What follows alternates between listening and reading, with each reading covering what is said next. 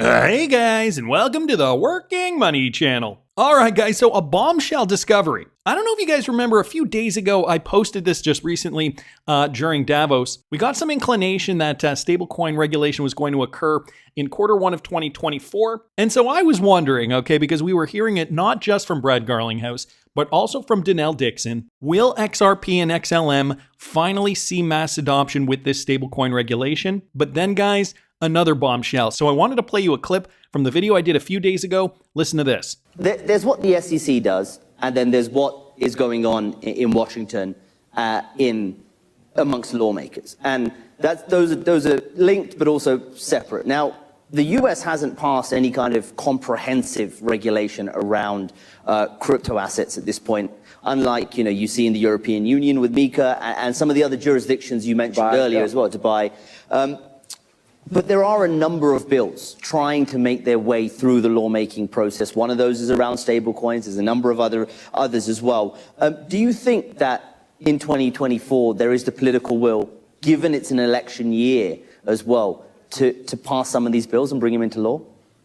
I said earlier I don't like to predict things based on time, and this one I will. I think this year there will be legislation that passes. I won't be as predictive about which one. I think likelihood is that the stablecoin, clarity for stablecoin. I can't remember the name of the bill that has been going through the system in Washington D.C.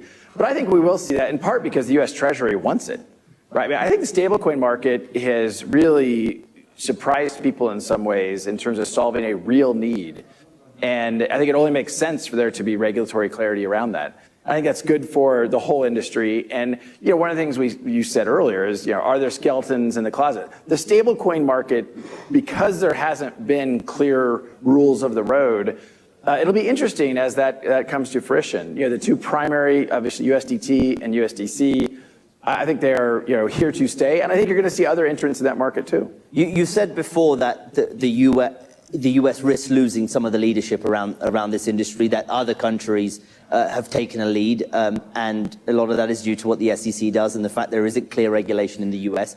If the regulation does pass this year, if there's clearer rules for the road for the broader industry, does that help? Will the US be able to compete with some of these other jurisdictions who took an early lead in this industry? For sure, yes. I don't think the market has passed the US. I think it has passing.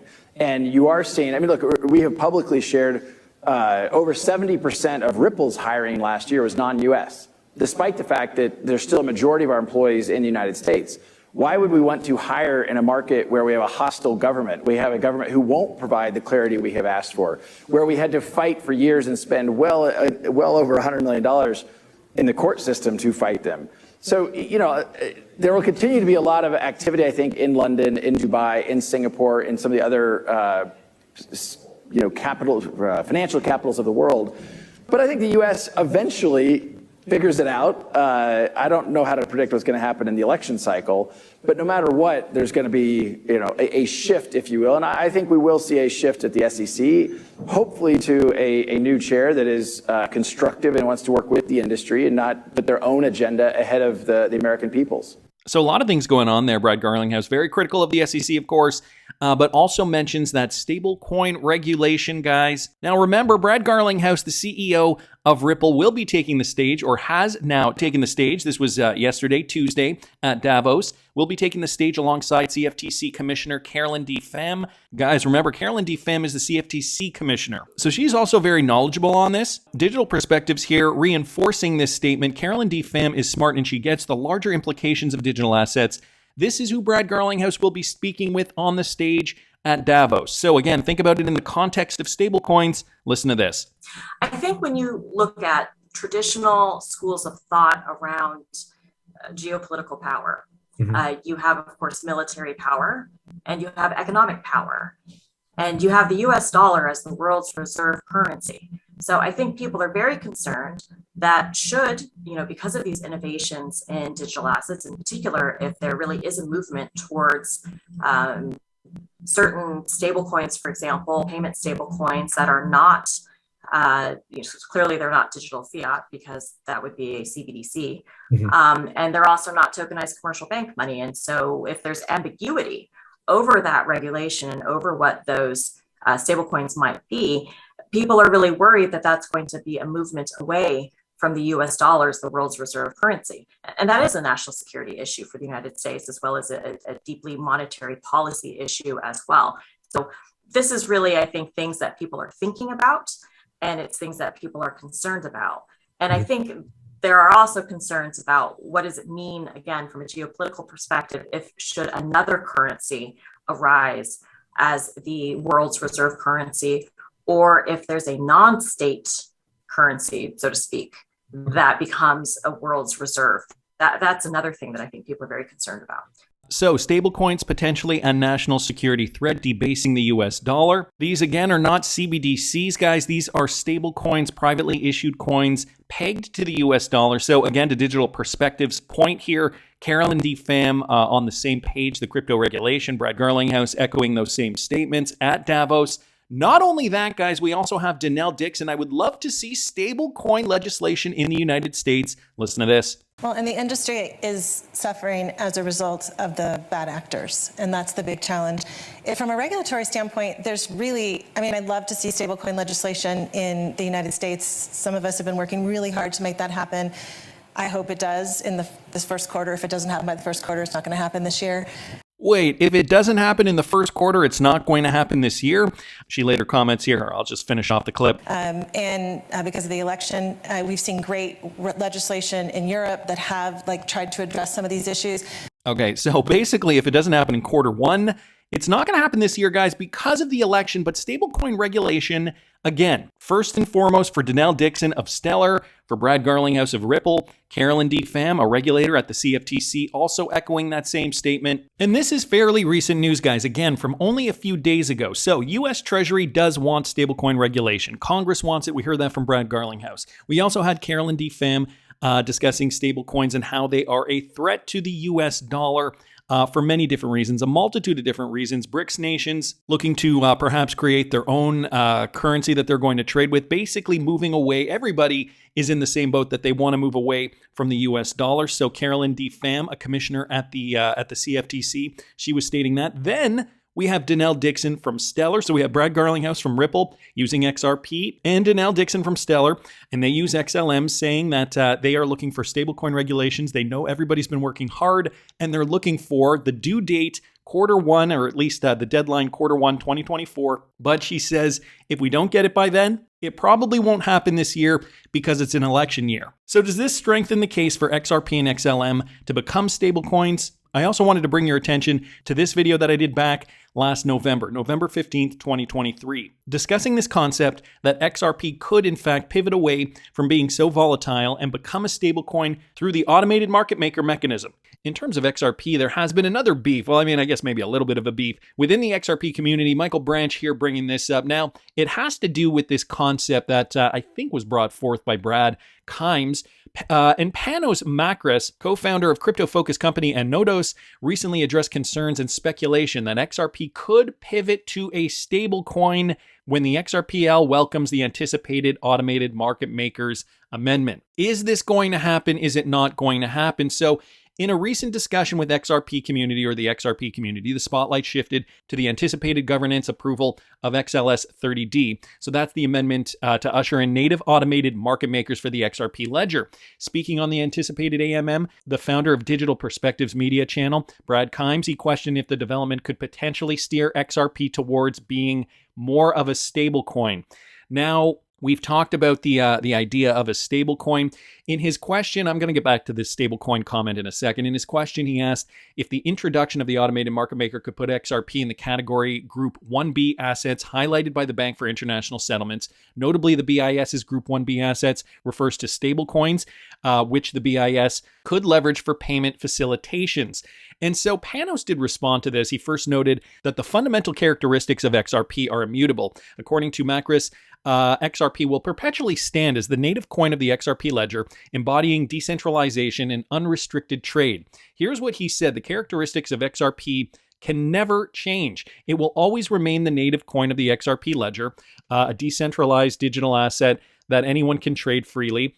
XRP can never become a stablecoin. For that reason, it's technically not possible and makes no sense whatsoever. So we got Panos pretty skeptical that XRP could ever become a stablecoin, but there's too much evidence, guys, to suggest that we're already on the way there. Another video clip for you guys. I did this 3 years ago, okay, September 22nd, 2020. This is when the OCC suggested that banks could legally hold stablecoin reserves in the United States. So all this building evidence, guys, to suggest XRP and XLM could, in fact, see more stable values down the road. There's more to it than just that. Let me play you this. And so this news came out the other day. This from Mac Attack XRP here on Twitter. U.S. banking regulator authorizes federal banks to hold reserves in stablecoins.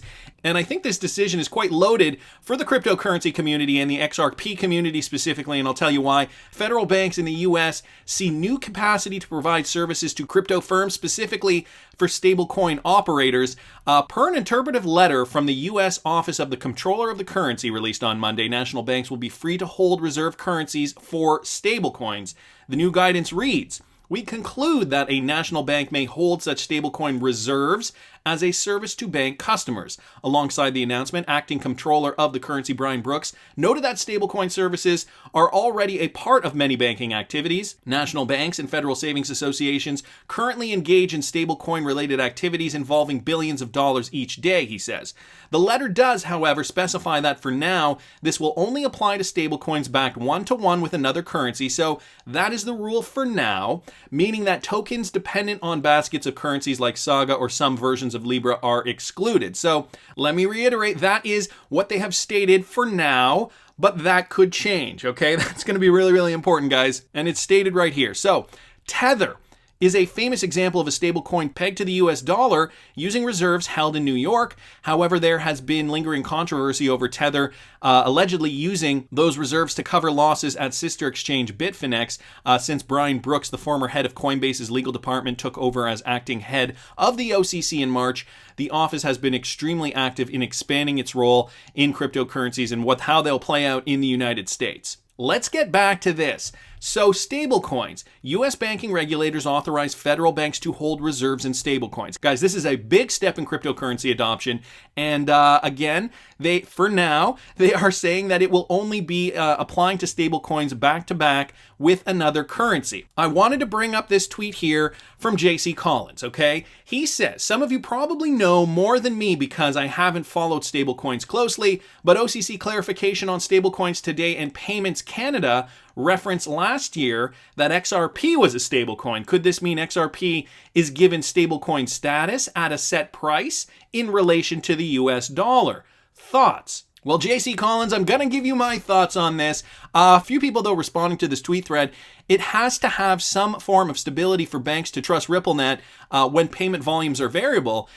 So maybe, let's hope it's more than one USDT. Yeah, I'd hope so. But if it is, I'd be happy to sell up for that price and get into something else, to be honest. This from Jussie Chick Wizard on Twitter. Yeshua Taylor says, "Interesting. I do recall in an interview, the CEO of Western Union did refer to XRP as a stable coin." Joe Schmo says, "Could tie directly into gold along with the Spark Flare thing." Jim Hyatt down here, "In the past, stablecoin was a term used for a digital asset that was pegged one-to-one to fiat. The more recent or alternative definition has been an asset whose value is/has been stable in value." Now, we know XRP is traded on the open market right now. Supply and demand rules apply. XRP right now trading at, well, it doesn't really matter what it's trading at right now for the point of what I'm about to tell you, but it is trading at about 0.232, and guys, we can see it has vacillated. This is XRP on the monthly. I'll put it back on the daily here. We can see it's vacillated based on supply and demand fundamentals. Now, what's JC Collin here talking about with regards to this Payments Canada document? What he's referring to here is this: how cross-border payments are evolving, published November 26, 2019. And I did report on this back in November, this from Payments Canada, and they do indeed refer to XRP down here. Let me see if I can find it here. Right. Stablecoins for cross-border payments. Stablecoin refers to a class of digital currencies which are relatively stable in terms of their price. Stablecoins offer instantaneous processing and security of payments, as many cryptocurrencies do. They also offer stability with respect to their parity against fiat currencies. Two digital currencies that fall into this category are RippleNet's native digital currency, XRP, and Stellar's network native cryptocurrency, the Lumens, the XLM. Both Ripple and Stellar enable faster and more efficient cross-border payments relative to correspondent banking. However, they differ in that Ripple is focused on improving cross-border settlement between international banks, whereas Stellar is focused on providing low-cost cross-border payment financial services to the end user and the unbanked population. Well, that isn't necessarily 100% accurate. Nevertheless, I'm not going to go into the accuracy of this report, but I do want to touch on this issue and why they consider XRP a stablecoin. Now, guys, I don't know if you remember this, and I will link it up here in the top right-hand corner. I did this video back in August 6th to be exact, with regards to David Schwartz's comment to Mr. B XRP at last year's Swell event back last October. Okay, so almost a year ago now. So you can watch my video regarding this. And if you guys do go to my video, I do link Mr. B's video in that video. So it'll be in the description of the August 6th video. So with regards to XRP as a stablecoin, and this video was about the idea of XRP mooning in the blink of an eye, and David Schwartz essentially confirming this to Mr. B at last year's Swell event. He basically said that XRP would have to shoot up fast in the blink of an eye, essentially, because if it did go up slowly, there would be the problem of supply and demand. Meaning just this, okay? When we see XRP going up, us as retail investors, what happens, guys? When we see it go from 22 cents all the way to $3.34. FOMO sets in and people start buying it up, buying up, which pushes the demand, which pushes the price. And so XRP, in David Schwartz's opinion, can't be one day at 25 cents, then the next day at 45, then the next day at 75, then the next day at $1.75, then the next day at $3.50. That can't happen in order for Ripple to ultimately succeed at what they want to succeed at, which is targeting those high value payments. So what David Schwartz said to Mr. B was, look, that's the problem. Too much FOMO will occur, and the buyers and sellers will ultimately kind of pump the price artificially. What David Schwartz was suggesting that, basically one day we're going to wake up and XRP will be at that target price that it needs to be in order to fulfill those cross-border payments. Now, I don't know if he gave him a price directly, but we know David Schwartz has gone on the record on Twitter, this back from September 2017, and he has said that XRP does eventually have to be at that high price in order for Ripple to target the types of payments they want to target. So this is all coming from David Schwartz. This is all coming from the horse's mouth, so to speak. So XRP needs to be at a high price in order to target payments. And what he is suggesting is that one day it will be at that high price because if it starts rising gradually, there will be FOMO into the market, and that won't be beneficial for Ripple's ultimate goal. Now, I know some of you guys are saying, well, this is manipulation. How can they do that? XRP markets are open 24/7. I don't really know, to be honest with you guys. If you have an idea, put it down in the comments. But all this to me just goes back to this idea that now there's more regulatory clarity with stablecoins. If XRP is indeed technically deemed a stablecoin, at least it is by Payments Canada, does that mean that sets precedent for XRP to be under this regulatory framework? And what will that stable price be? Will it be $20, $50, $100, $589 per XRP? We know it has to be high enough to target those payments. Could they even start smaller, and eventually could XRP push its way up as time goes by as needed? Well, okay, so a lot of things to unpack here from this video from 2020, okay? First, U.S. bank regulators authorized reserves in stablecoins. That was the biggie. The Bank of Canada also said that they deem XRP and XLM stablecoins. Then we also had that David Schwartz bit there.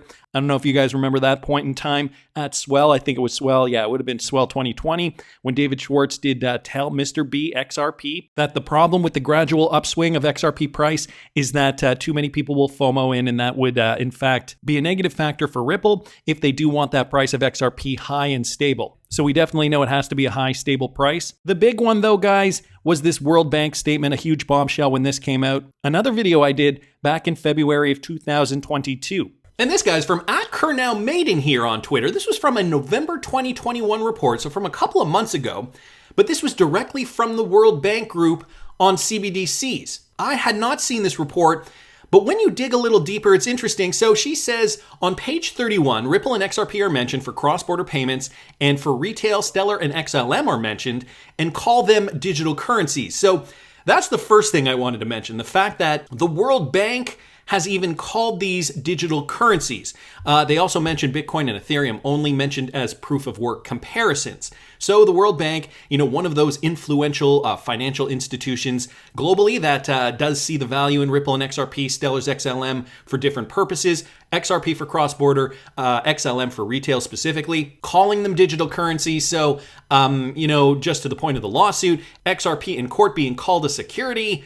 Well, the World Bank doesn't agree with that. Here's the document, Central Bank Digital Currencies for Cross-Border Payments, a review of current experiments and ideas. And it's quite a lengthy PDF. I will link it in the description for those of you guys who are interested in reading the full thing. The thing I wanted to point out, guys, was something that Digital Asset Buy here mentioned, and I thought was interesting as well. I think I've seen this from the World Bank before, but in light of today's regulatory talks in the US on stablecoins, it's even more interesting.